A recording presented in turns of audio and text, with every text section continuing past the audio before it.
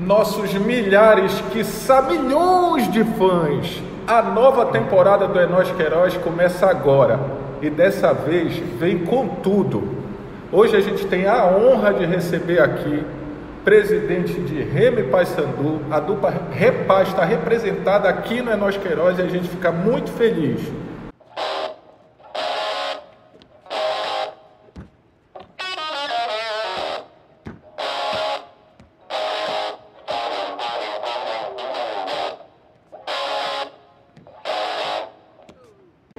Ricardo, bem-vindo, muito obrigado por ter aceito o nosso convite. Fábio, brigadão, é um prazer a gente estar recebendo vocês dois aqui, porque no decorrer desse episódio a gente vai mostrar o que isso aqui representa e quanto o canal está feliz de ter esses dois caras que hoje representam o maior cargo das duas maiores paixões do paraense, junto com açaí, jambu e essas coisas assim. Galera, a gente vai trocar uma ideia sobre futebol, sobre Remo e Paysandu, mas vamos falar assim, vamos tentar mostrar do que esses caras gostam, além das duas paixões latentes. Como a gente está aqui num canal de YouTube, eu vou começar tentando tratar um pouco sobre isso. A minha primeira pergunta para vocês, assim, o primeiro assunto é: como é que vocês, Fábio e Ricardo, lidam com as redes sociais? Eu dei uma olhadinha no Twitter, eu vi que o Ricardo é mais ativo do que o Fábio, por isso apanho um pouco mais também. Então muito. Assim, como é pra ti, Ricardo, que é um cara mais ativo no Twitter, e aí depois o Fábio? Cara, não, eu sempre, eu sou ativista na rede social, tenho minhas contas, Facebook, Instagram, enfim, Twitter e tal. Eu acho o Twitter uma rede fantástica. A missão do Twitter é muito interessante, não sei se vocês já viram, a missão Visão Valor é ser o pulso do mundo. E de fato acaba sendo, né? Porque você entra lá, você vai sentindo o humor das coisas, sentindo tudo mais. Eu ainda estou aprendendo a lidar com o Twitter como presidente do Paysandu. Porque de fato, o Twitter ele tem uma situação que é o seguinte: ele é a rede com maior quantidade de fakes, porque não tem filtro nenhum. Exatamente. Você pode esconder a sua cara, esconder a sua história, cria um robô, né? E ele também virou um campo de ódio total. As pessoas estão lá só para... Mas é verdade. Não, mas isso não é uma percepção, isso já existe um diagnóstico sobre isso, onde se destila mais coisas ruins e tal. Então, de fato, por exemplo, eu tenho tentado me comunicar lá, porque eu sei que o torcedor quer saber um pouco do que o presidente está pensando, mas é um campo meio ruim, né, Fábio? Porque assim, o torcedor espera que tu vá numa rede social concordar porque o time jogou mal, ou concordar que o atleta não tem condições porque o fulano... eu imagino. Assim, se a gente tem alguma coisa contra o plantel, contra o atleta, a gente vai conversar internamente, não numa rede social. O torcedor ele quer o contrário. A galera não entende. É complicado às vezes. A galera não entende um pouco que tem a liturgia do cargo, né?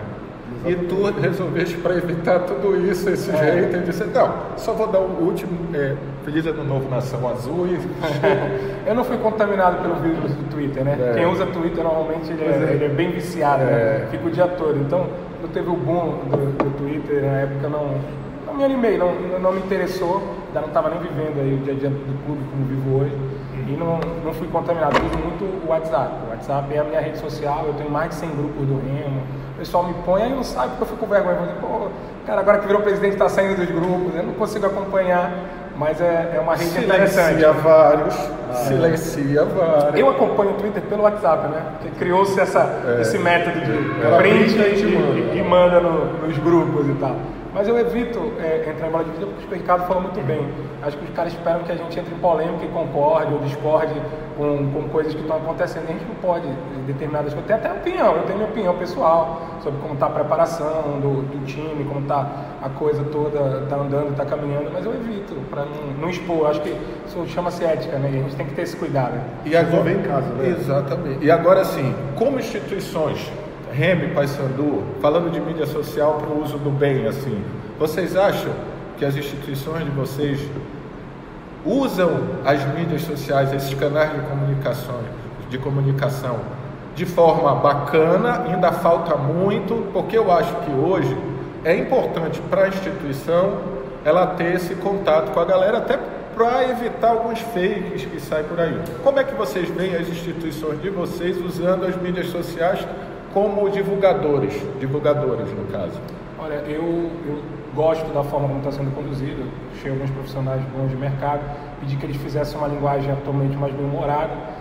Em 2016, quando eu estava como vice, a gente tinha levado um pouco para esse lado, depois mudou a gestão, a turma teve uma outra linha de condução, é interessante também, optou mais pela informação, mas eu acho que a interação ela precisa acontecer, eu acho que funciona, o engajamento ele parte dessa interatividade, se ele vê que está tendo um feedback, que ele está tendo o retorno daquilo que ele coloca, que ele está sendo ouvido, que ele está sendo lido pelo clube, que de alguma forma o clube dá uma atençãozinha, ele participa mais. Então eu acho que estava faltando um pouco mais disso. A partir de novembro, quando a gente assumiu, a gente começou a trabalhar isso, eu chamei uma turma que já tinha uma vivência boa de mercado nisso, e aí está dando uma mudada para isso. Mas a rede tem uma participação enorme, os clubes grandes, inclusive, se assustam às vezes quando a gente vai conversar e eles olham a rede. O Clube do Eixo Rio de São Paulo, às vezes, não tem esse engajamento que a gente consegue ter aqui. O setor se move muito. Tem uma empresa que mede o nível de engajamento, e o Paysandu e o Remo estão entre os 25 mais engajados do Brasil. É muita coisa. É coisa pra caramba. Eu acho que na frente de muitos da Série A, né? Na frente de muitos da Série A. Então, eu acho assim, tem campo para melhorar? Tem. Sempre tem uma oportunidade de melhorar. Mas o que tem já é um nível bem alto de relacionamento. Eu acho isso importante. Então, vocês estarem aqui num canal de YouTube, falar de uma coisa mais descontraída e tal, eu acho que é importante. Eu vou entrar numa seara e queria que vocês me explicassem. Vendo redes sociais, haters e apaixonados e tal, a gente sentiu, eu fui buscar algumas coisas para trás. Eu estava vendo o seguinte: o Paysandu tem uma união que vem de uns 8 anos, o início da Novos Rumos, como depois... 6 anos. Uns 6 anos, e ultimamente começaram a aparecer críticas em cima dessa união, porque não tem oposição. Aí você vai para o rival e é exatamente o contrário. Sempre tem 300 candidatos a presidente, o Remo não se une, não sei o quê.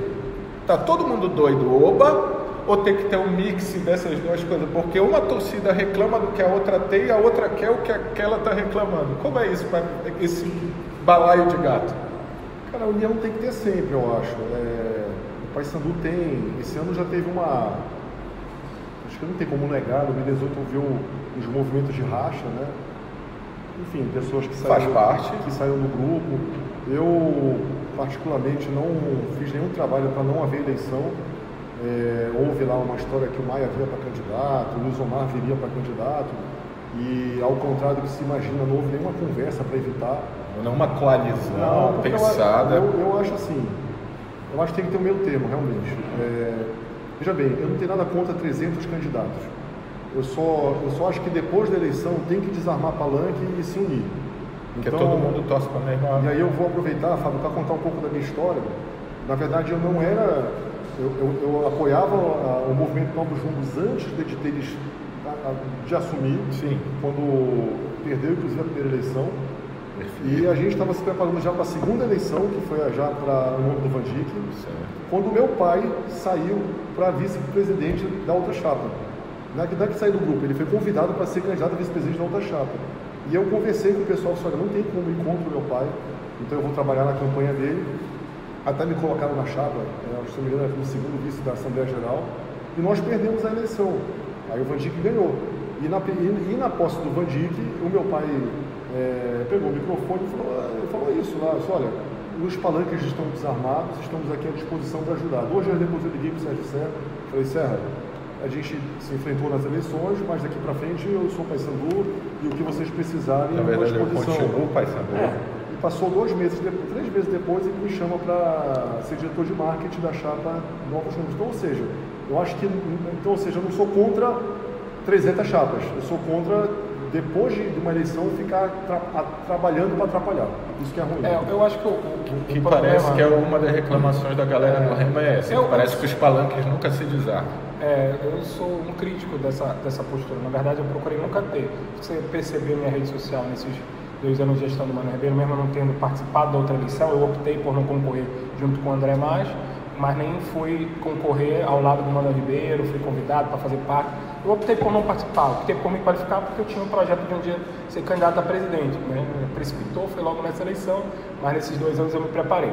Mas eu não me posicionava contra, ao contrário, eu acho que trabalhava bem nos bastidores para ajudar, procurava dar os pitacos quando convidado. Eu fui convidado para fazer parte da diretoria, mas no meu momento profissional ainda não dava. Mas eu sempre procurava ajudar no que era possível. Eu estava no conselho deliberativo, a rotina do conselho ela é um pouco diferente. O Ricardo já foi também do conselho do Paysandu, ele sabe como funciona.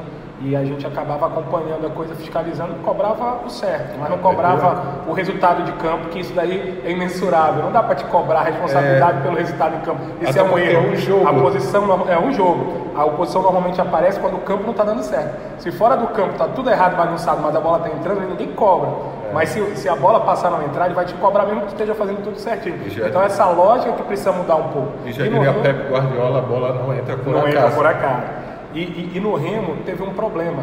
O Paysandu ainda conseguiu aí na história fazer 2 momentos de transição de grupos, de cara, né? E o grande momento é esse que entrou a partir do Van Dijk, uma nova turma efetivamente. O Remo não, o Remo deu um salto. Estava dirigindo o Remo, o mesmo grupo que estava dirigindo nos anos 80. Então, perderam boas gerações de remistas que poderiam ter dado a sua contribuição e ter acompanhado a mudança que o futebol vinha acontecendo. E agora a gente deu um salto grande, porque a gestão que o André foi presidente, que eu fui vice, foi uma gestação, eu brinco, porque era 9 meses. Foi um tampão. Né? Então ali não dava para fazer realmente muita coisa, entendeu? Então houve uma forte movimento de oposição também que atrapalhou. Mas eu acho que agora a gente está conseguindo aí unificar algumas forças. Marco Antônio Pina, que foi meu adversário, ele está comigo na diretoria, está ajudando na federação. Várias pessoas que eram da gestão do Mano Ribeiro, que eram competentes, que ajudavam o clube, permanecem na relação. Eu tenho uma ótima relação com o Conselho Deliberativo. O Ângelo é um grande remista, um amigo, mas é um cara que muito ativo em prol do Clube do Remo. Ontem mesmo eu estava dialogando com ele. Então a gente tem conseguido construir a coalizão dos grupos. E aqueles que não estão se sentindo à vontade ainda, por algum motivo particular, também não estão atrapalhando. Então eu espero que, se a bola entrando ou não entrando, que se permaneça assim. Quem quiser ajudar é bem-vindo. Mas quem não quiser ajudar, que pelo menos não atrapalhe, que é isso que é ruim para o clube. E eu acho que aqui tem uma representatividade, se pode haver essa união, esse entendimento entre rivais, imagina entre torcedores. Eu acho que a torcida hoje, com rede social, com tudo, é fundamental que eles entendam, porque hoje tem informação suficiente para tu começares a discernir. Aí eu vou usar isso que a gente também trocou de ideia aqui e botar uma outra pauta. O futebol do Ceará está na Série A. É um exemplo a ser seguido ou só dói? Não, eu acho o seguinte, muito se fala agora do futebol do Ceará. Né? A gente até assistiu a palestra do Marcelo de Fortaleza e ele traz uma informação que dói. Não é uma informação, ele lembra da gente de um fato que dói. Dói na gente, no cotovelo. Que o estado do Ceará esse ano vai receber 38 jogos de alto nível. Porque estão os 2 na Série B, perfeito, na Série A. Então o Flamengo vai jogar 2 vezes, o Palmeiras vai jogar 2 vezes, o Corinthians vai jogar 2 vezes. Vai jogar um campeonato todo no Ceará, né? 2 vezes. Porque o 38 rodadas. Então assim, agora eu me pergunto o seguinte, eu acho que não dá para também ficar sofrendo muito, porque na minha visão não passa só pelo fato da gestão do futebol.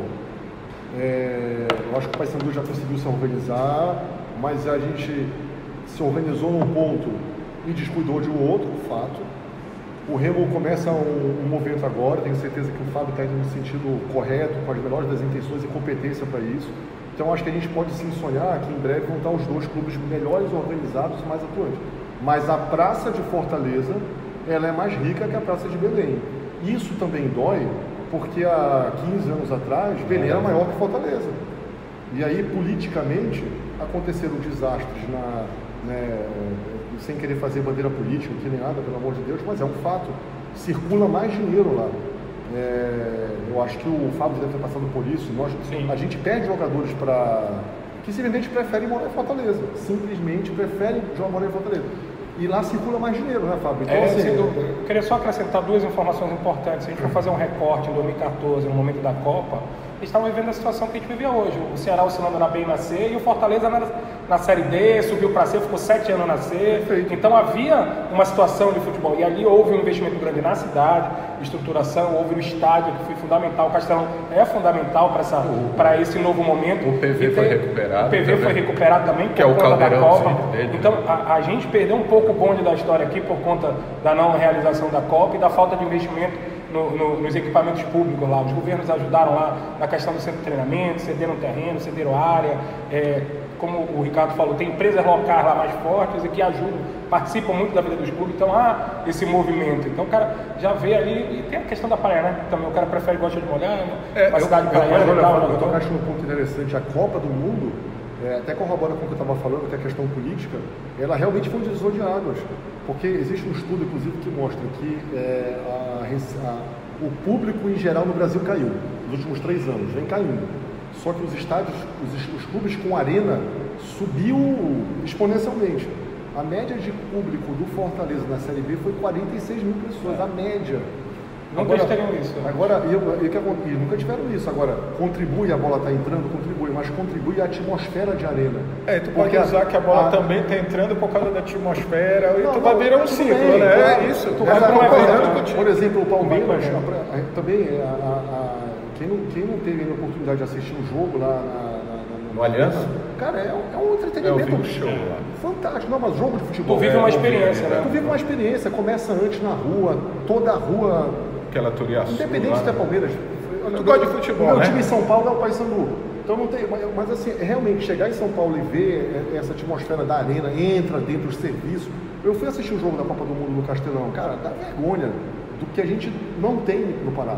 Então, aí volta para a questão política. Enquanto eles estão gozando o auge de um estádio fantástico, a gente está aqui convivendo com placa de argamassa caindo por causa da urina, não a argamassa, mas outros pontos por causa de urina, e a urina por causa que não tem banheiro, não tem não sei o que mais. Desculpa o tom da crítica. Fica à vontade, pô. Teve um jogo, Fábio, que foi Paysandu Brasil e teve um amistoso da seleção sub-23, não sei se lembra. Sim. E aí a gente foi assistir com meu filho. Quando eu cheguei lá, a sensação que eu tava é que a gente estava em Camboja, ou sei lá, no Iraque, alguma coisa assim. Cara, porque a venda de ingressos era naquele prédio da Seju, que é uma fila, tinha chovido, lama, e, era um jogo da seleção brasileira. Eu falei, cacete, cara.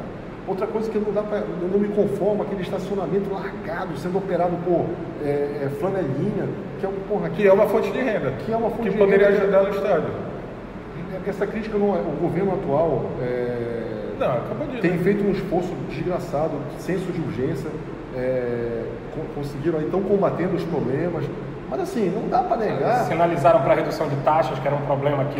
Jogaram o Mangueirão, era muito caro. Mas não dá para negar que, com todo o respeito devido ao Mangueirão, que é um estádio quarentão, né? Ou seja, teve sua importância, mas hoje eu tenho que escolher a melhor palavra aqui para comparar, mas ele perto das arenas, né? É um fóssil. Vou ficar nesse teu termo aí. Então, tá. Poderia ser um pouco mais, mas é isso, infelizmente. Isso influencia. Aí eu vou te fazer. Então, assim, aproveitando isso que vocês tocaram no macro do negócio, né, que é bacana da gente ver, vocês, antes, quando a gente tentou aqui, estava tentando conseguir esse evento, não, a gente sempre se fala, é legal, a gente troca ideia, e eu sempre tive uma opinião, e aqui, de novo, a gente não é uma entrevista, é um bate-papo, então eu sempre tive uma opinião que eu acho que os caras tem que se olhar e dizer, mano, eu sou forte, posso estar na A, tu na D, ou vice-versa, mas eu sou forte, mas nós dois juntos, para alguns assuntos, a gente pega uma musculatura maior para ir bater. Tipo, não é brigar, é negociar com o governo, dizer, velho, nossa cota, velho, olha isso, olha aqui, não vai dar, a gente traz gente, porque se vier o fulano jogar 2 vezes aqui, o maluco que mora em Macapá, mora em Manaus, vai vir ver o time dele aqui, porque é mais fácil para ele e tal. Então, eu acho que vocês começam a demonstrar que juntos isso pode acontecer. Tô certo nisso? Não, tá certo. Eu acho que a rivalidade tem que ser dentro do campo, as 4 linhas, aí lá cada um vai brigar pelo seu time, vai vibrar, vai torcer, alguém vai sair chateado, é normal, é natural, no futebol tem isso, hoje ganha, amanhã perde, mas fora a gente tem que tratar como um negócio. O grande problema é que o pessoal colocava essa rivalidade acima do fator negócio, do fator estratégia e até da urbanidade que tem que acontecer entre os clubes. Os clubes são centenários, têm uma história, uma tradição. Já imaginou o Remo sem Paysandu ou vice-versa? O que seria? da força da torcida. Eu acho que o que movimenta também o nosso futebol é essa dualidade. As redes sociais acabavam, né? Imagina o Grêmio sem o Inter, cara. Não existe Grêmio sem Inter, Atlético sem Cruzeiro, Remo sem Paysandu. Então, essa rivalidade é importante. Então, para todo mundo, inclusive para a imprensa, para o governo, para as torcidas, seria fundamental que os clubes tivessem pelo menos numa Série B. Pelo menos. O ideal é que tivessem uma Série A, como já aconteceu nos anos 90. Mas se ainda não vai ser possível no curto espaço de tempo, mas que a gente consiga aí subir junto, quem sabe esse ano. Eu torço, obviamente, mais para o Remo subir, mas se o Remo subir, que o Paysandu venha também, que vai ser interessante para o futebol. Na verdade, se o Remo subindo, quem subir junto não tem problema. O Paysandu subindo, quem subir junto não tem problema. Não, mas seria interessante para o futebol, porque, por exemplo, esse ano a gente está com uma perspectiva aí de 6 a 10 clássicos, né? De realizar, isso é legal para o futebol. Imagina Remo e Paysandu de novo na Série B, faz muitos anos que não acontece isso. Entendeu? O Remo faz muitos anos que não participa de uma Série B, mas os dois juntos faz mais tempo ainda. Que a última vez que o Remo participou, o Paysandu não estava. Então há esse problema também dessa distância do futebol. Então a gente vai buscar, obviamente, o melhor para o Remo, mas no que for possível a gente construir junto, especialmente fora das 4 linhas, a gente vai construir. Dentro das 4 linhas não tem como. Há um mito no futebol de que já teve acordo de Remo e Paysandu. Eu não sei se teve ou não teve para resultado, para ter mais jogos. Da minha parte, eu acho que a do Ricardo também a gente não mistura. Eu acho que o aspecto esportivo é uma coisa, o aspecto fora de campo é outra. Mas já se especulou muito, a gente já ouviu história, né? Pô, empataram o jogo para ter mais um e tal, para ganhar dinheiro. Eu acho que isso é muito de quem diz, tá vendo? É sempre uma desculpa para terceirizar a responsabilidade do que aconteceu. A gente estava conversando em off. É o seguinte: gestão do futebol, tá? Gestão do futebol. Como é que vocês, presidentes, gestores máximos do clube, imaginam? Tipo, eu me envolvo diretamente ou não? Eu contratei fulano e ciclano, o meu departamento de futebol, ele tem autonomia, eu vou lá e só vou cobrar. Como é que funciona na cabeça de vocês isso? A gestão do futebol, o quanto vocês se metem ou não? Eu procurei montar um time da forma mais profissional possível, né? Um time de trabalho. Selecionei analista de desempenho. Cuidado que eu fiz um time, os caras vão dizer, tá vendo? Foi ele que escolheu. Não, selecionei os analistas de desempenho. Já no período de campanha, a gente já vinha observando. Essa turma já estava acompanhando os principais campeonatos do país. Então, já havia um movimento de preparação do time, a gente já tinha palavrado com o nosso executivo. Tanto que quando a gente ganhou, a gente já buscou fechar os contratos. A gente conseguiu fechar muito rápido. Com 10 dias que eu já estava na gestão, já estava com a espinha dorsal do time montada. Isso parte da tônica de trabalho nosso. A gente delega, mas a gente participa da decisão. Não foi contratado um único atleta que não foi submetido a mim, não foi contratado um único parceiro do clube, não é fechado nenhum tipo de contrato que eu não tenha alguma participação. Não significa que eu tenha a palavra só. Eu tenho a palavra final. É submetida ali dos critérios, é mostrada a análise, a opinião dos diretores, mas a palavra final é minha. Porque no final das contas o gestor sou eu quem vai responder o pepino. Quem está na reta, sou eu. Então eu procurei construir a equipe dessa forma. A gente está bem afinado, esse início de trabalho está sendo bem produtivo nesse sentido. A turma entendeu a filosofia. Na verdade, a gente está mudando. Agora, claro, isso não significa centralização, tá? Ao contrário, a gente tem autonomia de trabalho, de decisão, mas a gente precisa ter uma palavra final, né? Alguém que possa dizer, nem que seja, eu não tenho condições de pagar esse cara, ele é bom pra caramba. Então, aqui sentido, se quiser falar caralho, aqui tá liberado. Bom pra caralho, porque é advérbio de intensidade. O meu vai sair já. Mas no Paysandu eu resolvi centralizar um pouquinho mais. A gestão do futebol. Isso foi uma mudancinha. Foi. Vocês tiraram razoável, né? Exatamente. A diferença principal é essa. A gente acabou com a diretoria de futebol estatutária. Então a gente tem uma diretoria totalmente profissionalizada, 100% profissionalizada, que vai do executivo de futebol, ao gerente de futebol, aí vem toda a equipe multidisciplinar, fisiologista, educação física, a questão do analista de desempenho, que hoje é fundamental no futebol, auxiliar da casa, a gente tem um auxiliar técnico do Paysandu, tem um auxiliar técnico do técnico também, do Brigade e tal. E quem fica realmente na liderança desse movimento sou eu pessoalmente. A gente tem 2 vice-presidências no Paysandu, que são vice-presidências técnicas, não são políticas, que cada uma ela toca um conjunto de diretorias, perfeito? Para que você possa ter um presidente tocando diretamente futebol. Então, no que tange a gestão do futebol, essa foi a mudança. Mas, obviamente, aí na parte de contratação e tal, é muito parecido com o que o Fábio está comentando. Existe um comitê, critérios, que você participa, você tem a palavra final, mas, enfim, é tudo discutido num grupo grande, mas a gestão do dia a dia, então, portanto, eu estou em todos os dias no treino, acompanho, converso com a comissão técnica, isso faz parte do meu dia a dia e é indelegável. É uma coisa nova, né? Que tu implantaste de tirar o diretor estatutário. Eu, particularmente, optei pela permanência, inclusive, tenho um grupo de 3 diretores, sendo a minha total confiança. Que é o Paulo? É o Paulo Mota Filho, é o Dilson Medeiros e o Ian Oliveira. E eu entendo que no dia a dia precisava ter esse acompanhamento lá também, né? Fazer esse meio campo, tomar as providências, os olhos da diretoria. Mas é questão de forma de trabalho. Os dois funcionam. Forma de trabalho. Cada um. Aí eu queria ver uma. Vocês já ouviram muito essa frase. Um repórter fala muito isso, mas eu já ouvi a torcida comprando esse barulho, que é a história do lisos abandonem o futebol. Isso me incomoda profundamente.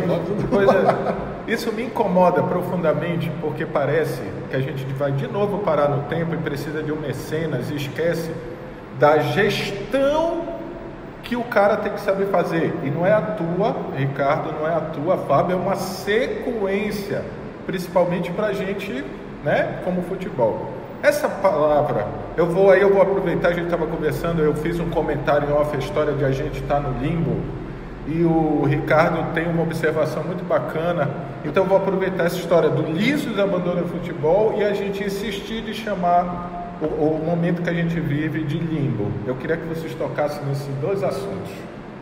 Não, a questão do liso, eu sinceramente discordo frontalmente. Mas é uma frase que virou quase um... Tu concorda, né? O pessoal comprou essa ideia. Eu até respeito o autor da frase, de verdade, mas eu penso diferente com respeito, porque eu acho que você tem que tirar os cretinos do futebol. Perfeito. Talvez seja isso que ele quer dizer. Você tem que tirar os incompetentes do futebol. Os que se aproveitam do futebol. Você tem que tirar os aproveitadores do futebol, entendeu? Os medíocres do futebol. Eu acho que isso tudo bem. Mas, enfim... E medíocres na acepção correta do termo, né? Exato, perfeito. Correto do termo. Com relação a essa questão do limbo, na verdade, isso surgiu, foi uma reunião que estava com o Fábio na CBF, não partiu nem de nós, né? Foi o Milton, né, que comentou isso, presidente do Luverdense, muito bem colocado, por sinal, e a gente realmente está com essa bandeira que é valorizar a Série C. Obviamente que ninguém gosta de cair, nem da A para B, nem da B para C, mas aconteceu, e aí o exemplo que é dado é o seguinte: se a gente lembrar bem, a Série B, até alguns anos atrás, era absolutamente...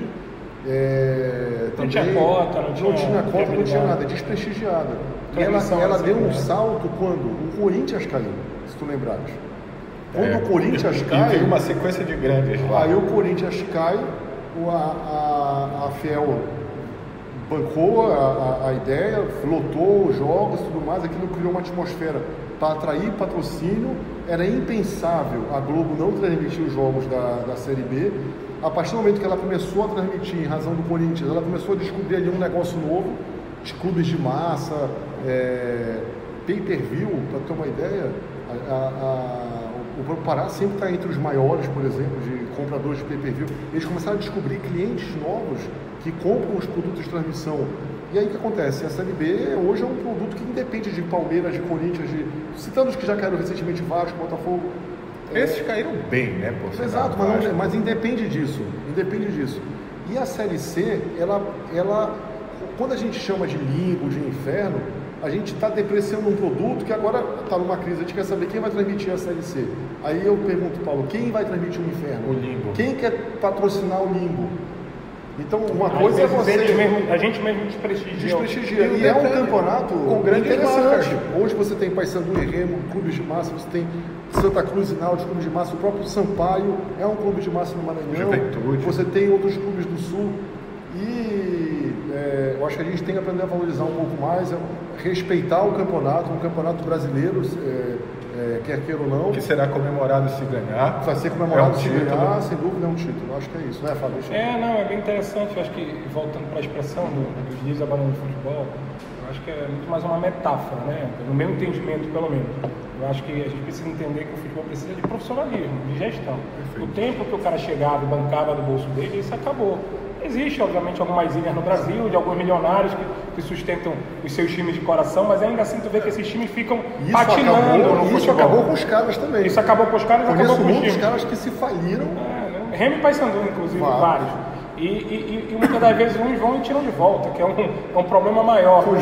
Ele coloca e tira de volta, e aí isso deixa o time... Nem todo time tem um Paulo Nobre, né? Que presta juros. Era a conclusão que eu ia chegar. A não ser que aparecesse um Paulo Nobre... Não, você foi pertinente. A não ser que apareça um Paulo Nobre que ponha 100 milhões aí e dê com juros de 2% ao ano, a gente viu uma apresentação e falaram em 100 milhões. Isso foi 200, eu não sei, mas a apresentação agora, semana passada, foi 100 milhões que eles falaram. Mas enfim... foi muito dinheiro e o cara organizou de uma forma bem didática, bem simples. Todo o recurso que entrava no Palmeiras, 20% era para pagar o Paulo Nobre, 80% era para administrar o clube. Só que um clube que já não tinha mais bloqueio, é lindo. Se eu tivesse alguém que fizesse isso, eu pagava da mesma forma. Porque o Remo hoje, do orçamento do Remo é 18 milhões ano, mas está comprometido com dívidas, bloqueios, 13 milhões. Eu tenho 5 milhões para operar do orçamento do Remo previsto. Eu tenho que executar muito mais do que isso. Então, muito dessas dívidas conquistada pelos não lisos, que botava dinheiro, fazia loucura, depois tirava, ou gastava mais do que podia. Porque o cara que bota dinheiro tem um detalhe. Se tu começa a botar dinheiro no clube, tu passas a ser... Tem um termo, não sei se te incomoda, mandatário máximo. Isso é um termo que me incomoda muito. Mandatário máximo e tal. Mas quando o cara começa a botar dinheiro, esse cara... Sente meio dono da história, né? Não, ele passa a ser dono. Ele praticamente arrenda o clube. E aí quem vai questionar uma decisão dele? Se ele quiser contratar fulano de 52 anos de idade, mas porque o filho pediu, ele vai colocar e acabou. Ele vai colocar o vizinho para trabalhar, ele vai colocar... Ninguém mais passa a questionar. Então isso é um perigo para a instituição. Cara que banca o bolso é dele, né? Obviamente. A gente está falando da Série C, de valorizar e tudo, e eu queria perguntar para vocês qual é a opinião dessa nova divisão dos grupos da Série C. Tá uma merda para os clubes daqui, tanto faz, tá bom, melhorou, piorou, agora é quem for podre que se quebre, quem se garante que se fortaleça, como é isso? Olha, eu acho que a gente não pode escolher adversário, né? Os 20 clubes estão no mesmo barco, havia uma questão de logística para a CBF equacionar, né? A arrecadação da Série C é deficitária para honrar com os custos de viagem, são 30 passagens por time, passagem, hospedagem, alimentação que eles pagam, e os clubes não gastam nada com isso. Os clubes é interessante, claro, essa prerrogativa. E eles acabaram para tornar o campeonato mais viável, tirando os 3 times do norte e juntando com os times do sul. Vai dar mais viagem, vai ser mais cansativo, mas eu acredito que a gente possa encontrar uma forma, entre aspas, de compensar isso. Chegando um dia antes, a gente já abriu um canal de diálogo com a CBF nesse sentido, mais passagens, criar formas de compensar esse deslocamento. E com relação a enfrentar adversário, a gente enfrentar agora, enfrentar depois no mata-mata. Então, isso não é uma coisa, um bicho de 7 cabeças. Acho que o Remo e Paysandu, até pela história e tradição, ele não tem que ter medo de enfrentar ninguém, não. Historicamente, eram os times que tinham medo de vir para cá, porque a dificuldade sempre foi grande aqui. Não só do clima, quanto da torcida, quanto do peso da camisa. Isso vai muito ao encontro que tu falaste do planejamento, tanto dessa galera do futebol, né? Isso vai ser fundamental, planejar direitinho para chegar e tal. Tu disseste que no primeiro momento tu não gostaste, mas depois tu... no primeiro momento... Muda, né? Aí eu até liguei o Fábio na época, lembra? A gente conversou, aí o Fábio, cara, não tem opinião, também não tem, vamos pensar um pouco mais e tal. Mas aí depois a gente foi se conformando um pouco com a ideia e te confesso que hoje eu até particularmente acho melhor. Vou te falar um negócio com toda a humildade, mas os times do Sul estão mais preocupados do que a gente. Porque está entrando num grupo, 2 times de massa, 2 times, enfim, com representatividade, perfeito, com vai jogar em muito campo neutro, porque o time não tem torcida, vai chegar lá de estádio vazio.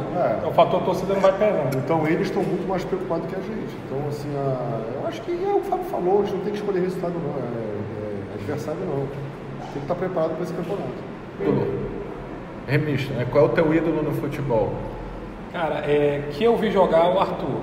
Dos que eu vi jogar, né? Acompanho o futebol ali dos final dos anos 80, por início dos anos 90 é o Arthur. Mas historicamente tem muitos, tem o Bira, o Alcino, acho que a gente teve grandes ídolos aí no Clube do Remo.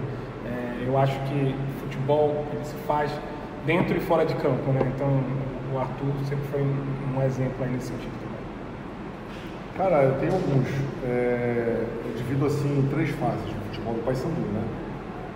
Do passado, eu tenho 2 ídolos que são vivos até hoje. Um é a estátua do Paysandu, que é o Quarentinha, pessoa que até hoje frequenta o clube, né? Inspira muita gente. E o Beto, que foi a grande dupla do passado do Paysandu, 40 e Beto. São 2 ídolos que eu tenho assim, a maior admiração.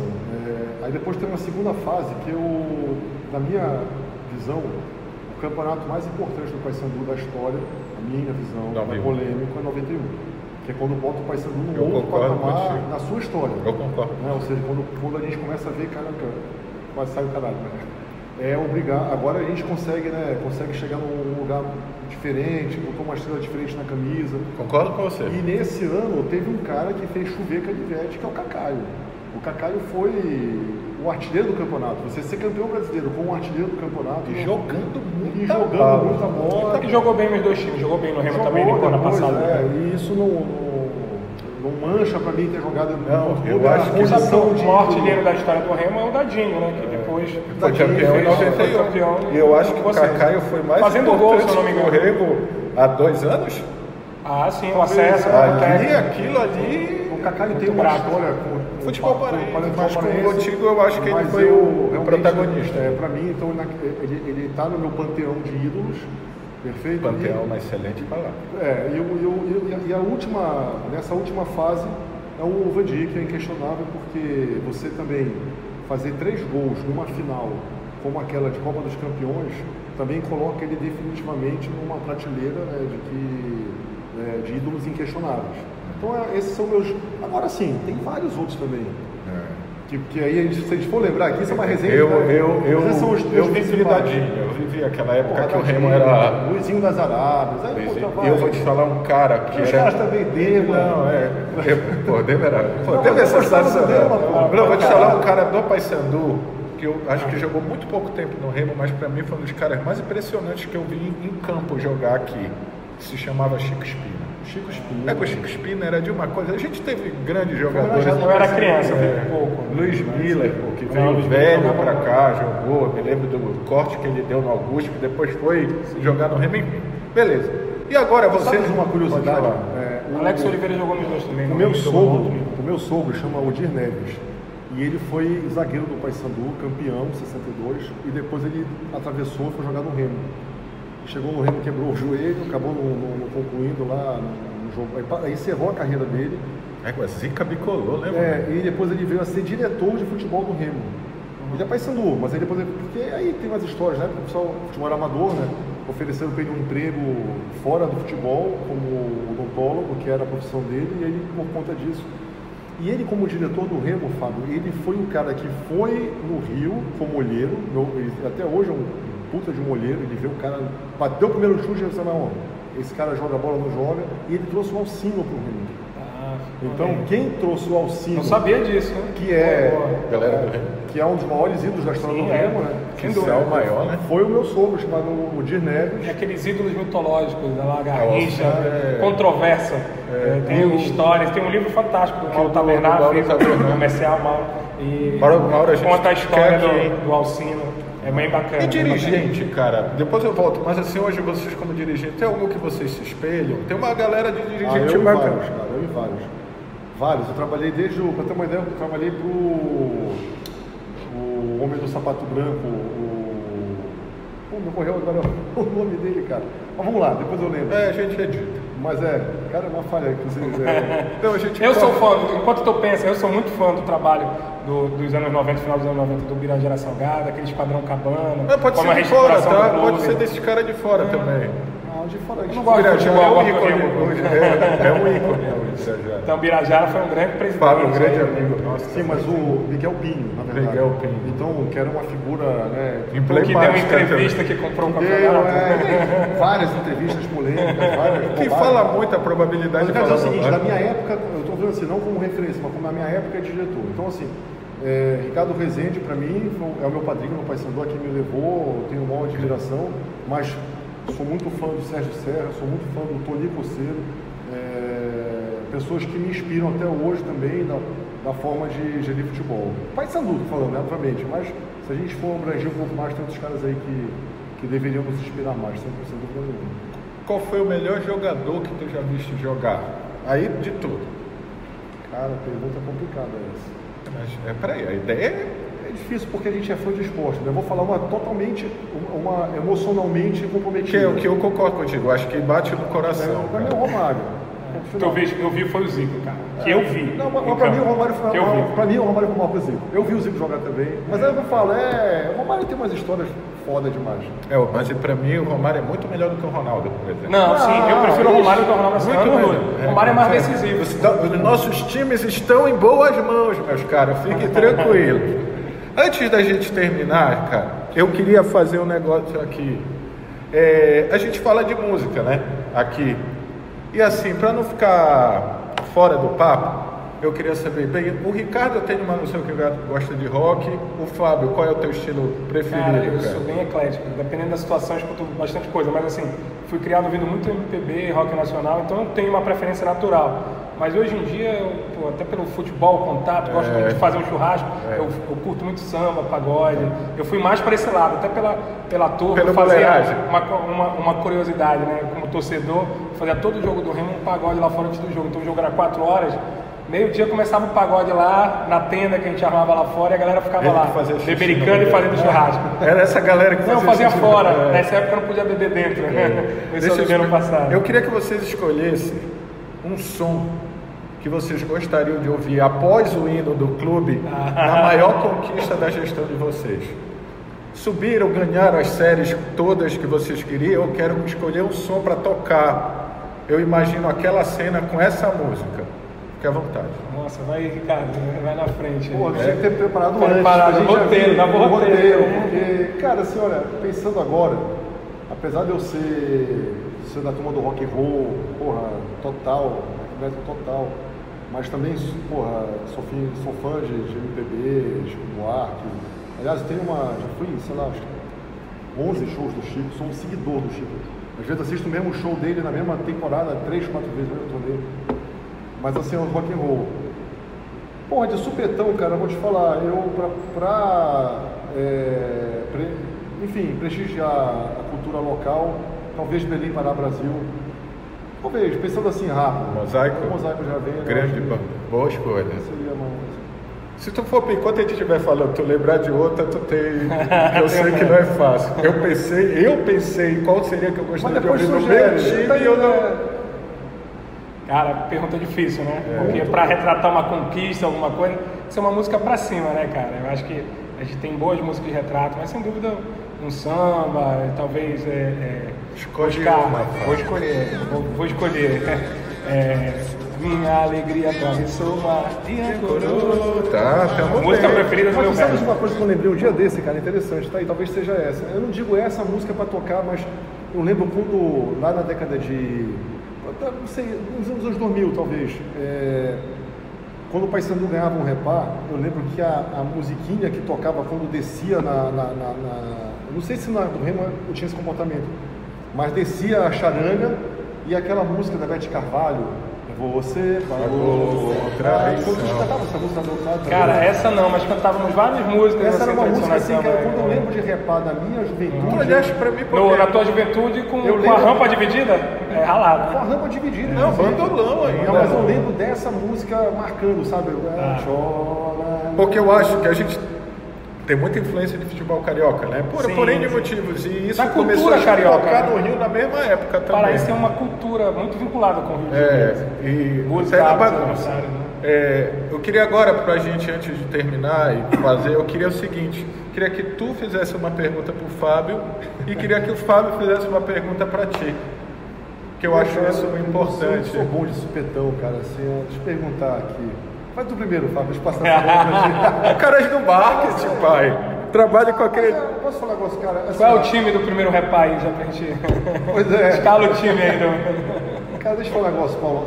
Vamos falar alguma coisa, a gente tá vendo um momento interessante. Assim, o Fábio, a gente não se conhecia pessoalmente antes desse ano. Se cruzava, se via, talvez um cumprimento de aceno. Sim. Eu lembro de quando a minha eleição já estava definida e faltava uma semana para a eleição do Remo, eu encontrei no supermercado e parei o Fábio para dizer: Fábio, eu estou torcendo para a tua eleição, tu lembra disso? Eu gosto muito, porque ele combina com a nossa linha de pensamento, combina com a nossa...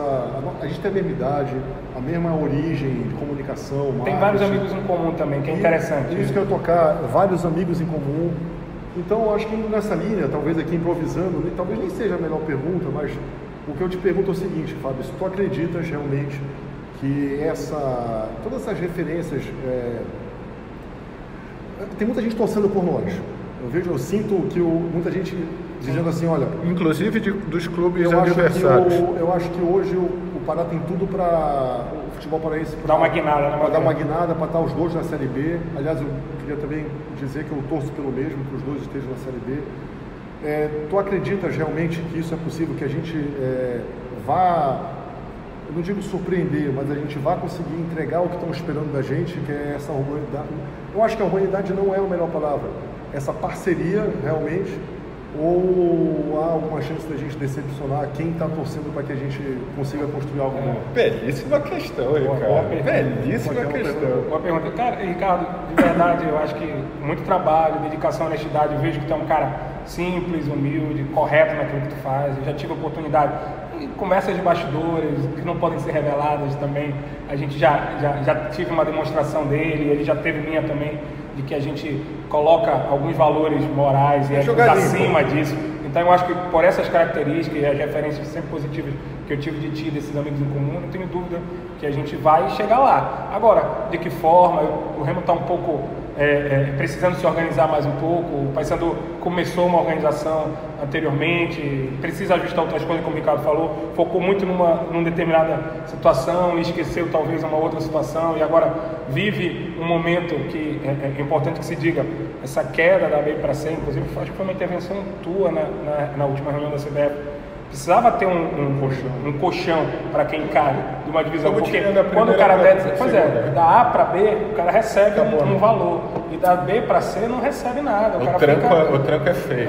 Fica viúvo, né? Fica viúvo do que tinha, entendeu? Então é bem complicado, mas fica órfão, melhor dizendo, do que tinha. Mas eu acho que, cara, a gente está no caminho certo. E, Ricardo, também desejo toda a sorte, meus contra o Remo, claro. Entendeu? Que faz parte da brincadeira, da rivalidade. E dizer que, cara, vamos junto e vamos junto. Não, a pergunta é qual a escalação do primeiro jogo, só pra me saber aí, pra gente poder já se preparar. Não participa disso, né? Obrigado, te fechou os treinos até pro Ricardo, pô. Não, pelo contrário, lá todo treino. Eu sei.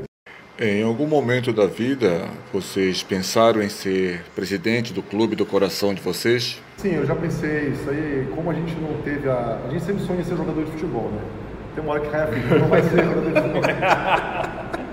Não, mas assim, olha, eu frequento o Paysandu desde que eu nasci, praticamente. Meu pai, a tua foto de capa do Twitter é muito legal. Meu pai é grande benemérito também, então é uma coisa de família e obviamente sempre passou. Eu nunca persegui. As coisas foram acontecendo naturalmente. Obviamente que algumas decisões que tu ias tomando, tu sabia que estava tomando aquele sentido já, tipo, a coisa está caminhando, mas não é algo que fosse fundamental, nem nada. Mas depois a coisa foi ficando mais séria e a gente se apresenta para... Mas é óbvio, eu acho que também a gente vê aqui... vontade outra coisa que... Sempre teve, mas eu não sabia se ia conseguir realizar, né? Outra coisa que a gente tem em comum, o Fábio é de arquibancada, eu também. Também. Então, assim, isso também, quem está na arquibancada, eu te devolvo a pergunta, eu acho que tu já sonhaste uma vez, né? Tá lá na arquibancada, fala assim, porra, se um dia eu fosse presidente, se um dia eu fosse, essa coisa... O que é que eu faria? É uma coisa que passa na cabeça. Mas eu acho que mais do que uma realização pessoal, é importante se diga, eu sei que o Ricardo também fez isso, missão. A gente se preparou para isso. Eu acho que isso não é só um desejo, um sonho sendo realizado. Porque sou Remo ou porque sou Paysandu? Eu amo muito esse clube, eu vou conseguir administrar ele. Não é assim. O futebol precisa mudar. Então não foi uma realização pessoal apenas. Foi. Se tu me perguntasse da juventude ali, qual eram os meus sonhos, eu te diria que de 3 eu já realizei 2. Entendeu? Que é ser pai e dirigir o Remo. Falta um que, enfim, vamos ver se eu consigo realizar. Tem derivação dos dois. Então, se for possível, vou realizar. Mas eu te diria que eu realizei. Agora, para isso, ser pai e ser presidente. Ser pai, esse é o terceiro. Esse é o desafio que você descobriu. Mas quando eu me aproximei do clube foi em 2012, cara. Era o Sérgio Cabeça, o Zé Capirão era vice, eu tinha uma relação com o Zé, que eles me convidaram para ir para o marketing, né? Ele foi eleito de 2012 para 2013. E aí que eu comecei a viver a política, porque eu vivi o Remo na arquibancada, na torcida. O papai tinha sido diretor, mas foi de basquete, diretor social, chegou a ser conselheiro e tal. Então ele vivia, era um outro núcleo, digamos, não era muito de dentro do futebol. Então a gente ia para jogos e tal, mas não acompanhava o bastidor. Em 2012 eu comecei a acompanhar. Até pela situação do Remo, cara. Foi naquele período que o Remo ficou aqueles 7 anos claudicando, né? Subindo e descendo, jogava dentro, não jogava e tal. E aí, voltar pra casa de cabeça quente depois de uma eliminação. Eu não conseguia vaga, eu não conseguia eliminações bizarras. Aí a gente começou a fazer um trabalho e de lá veio fazendo, tá? Mas então, sem dúvida é uma realização pessoal. Mas, cara, vários podem realizar, é possível. Só se prepare para isso, não é quero ser você, não, se prepare. Eu acho que a gente conseguiu até nessas últimas declarações cumprir exatamente o que a gente do canal imaginava. É assim, vocês tentarem entender o cara por trás do cargo. Quem é que está gerindo como mandatário máximo, não estou tirando, mas como o cara que representa as duas paixões do Paraense, com a liderança, as duas paixões do Paraense. E muito importante que isso tenha acontecido, para a gente é um orgulho, é uma honra ter recebido vocês aqui, porque a gente só tem esse canal porque a gente é louco por futebol. Obviamente, nós temos os nossos times de coração, mas a gente gosta também muito de futebol e quer ver grandes jogos, os caras vindo. E para a gente é importante porque é um canal do YouTube, é uma mídia que nem pode mais ser chamada de alternativa, é uma nova mídia. E eu fico muito feliz de vocês terem dado essa moral para a gente. Queria agradecer muito ao Afonso Lobato, meu amigo em comum, grande amigo, que fez esse meio de campo, presidente da Assembleia Paraense, que fez esse meio de campo, que também, como presidente de clube, está sempre com vocês, conversando, tentando melhorar. Obrigado, Lorde. Eu queria dizer para vocês assim, para vocês que estão vendo a gente, nós já estivemos dentro da Curuzu, dentro do Bainão, fomos bem recebidos em todos os lugares, assim. Os caras estarem sentados à mesa, juntos, trocando ideia, mostram que rivalidade, encarnação, para aí. E outra, e que não é para acabar não, é para continuar, mas para entender que é isso. E a outra, eu acho que isso aqui é bem emblemático do início da gente vir com tudo. São dois caras que sabem da importância do que estão fazendo, mas sabem da importância de trocar ideias, porque em algumas situações juntos é mais importante. Então, assim, de coração, estou muito feliz de ter recebido vocês aqui. Espero que seja o primeiro de vários papos. O canal está à disposição de vocês para qualquer coisa e que o futebol paraense esse ano, nessa temporada, seja extremamente feliz. Para terminar, quanto vai ser o primeiro reparto? Vamos ver, vamos aguardar, humildade sempre. Quanto vai ser o primeiro reparto? Espero que a gente pense. Mas olha, Paulo, eu queria... eu gostaria de fazer só mais uma última colocação. Pode, lógico. Eu queria pegar esse gancho que tu colocaste aí da rivalidade e tudo mais, até para a gente fazer, eu falei isso na rádio ontem, mas eu queria fazer isso na presença do Fábio e usar esse exemplo para inspirar os nossos torcedores. Eu dei uma declaração, eu acho até que culpa minha, talvez da forma como eu coloquei, e fui mal interpretado, mas isso reflete um pouco da situação que tu colocaste. Que nessa situação de Mangueirão, e eu perguntaram assim, qual a chance do Remo jogar na Curuzu? Eu falei chance 0. E depois eu percebi o quanto isso foi usado de uma forma deturpada. Eu acompanhei isso. E eu queria colocar da forma correta para fazer o gancho do que tu estás colocando e para mostrar o quanto é importante a gente estar aqui sentado e se dando bem. A chance 0, primeiro, deixar bem claro, o Remo nunca pediu para jogar no Paysandu. Isso aí, tem que deixar bem claro. E jamais pediria. E por que jamais pediria? Porque a rivalidade, ela está saindo do campo. É irracional, né? Mas é só por exatamente. Isso. Porque se não tivesse essa irracionalidade, não teria nenhum problema. Perfeito. A questão é que a gente ia ter problema mesmo. Provavelmente o estádio seria danificado. A chance 0 que eu quero colocar não foi de uma forma jocosa ou de uma forma... É para dizer o seguinte, a gente chegou num nível de rivalidade tão ridícula.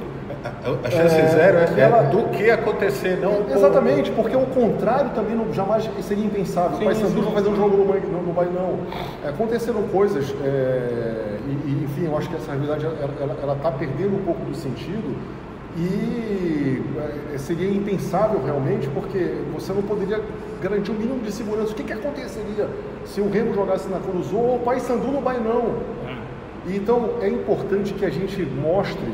E isso eu te agradeço, Paulo, por essa iniciativa também. Para começar a mudar essa cultura. Para mostrar que o nosso torcedor tem que ver isso daqui e se inspirar para dizer o seguinte, cara, acabou o jogo, você não tem por que mais ser rival. Quem perdeu vai dormir de cabeça quente, quem ganhou comemora, o dia seguinte é mais um dia e a vida continua. Então, eu queria aqui fazer, com esse gesto aqui, mostrar que o futebol paraense precisa evoluir e a gente está junto nesse sentido. Pô, que bom, cara. Então... Eu acho que o Ricardo falou muito bem. Eu acho que quando ultrapassa da racionalidade da parada sã, acabou de ser rivalidade, vira qualquer outra coisa. Nós temos amigos em comum, tenho grandes amigos bicolores, tenho grandes amigos azulinos. Então assim, e se não tivesse isso, se não tiver encarnação, acabou a porra da graça, irmão. É isso, vai ser. Tem que ser saudável. Tem ano passado no campeonato o Remo encarnou, durante muito tempo o Paysandu encarnou, aí um incomoda e tal. Isso é uma gangorra. É isso, cara. E que, oxalá, ano que vem, essa encarnação seja continuada numa Série B do Campeonato Brasileiro. Amém. Né? Então, galera, esse é o nosso primeiro episódio que começou com tudo, de uma temporada que depois disso aqui, meu querido, promete muito. Então, um abraço, valeu, é nóis, Queiroz. Tchau. Porra, galera. Porra, fiquei bem feliz, cara. Muito legal. Obrigado, cara. Olha, que isso, a gente tá, acho que isso é importante. A gente tem que quebrar esse negócio de jogar, porque é isso mesmo, cara.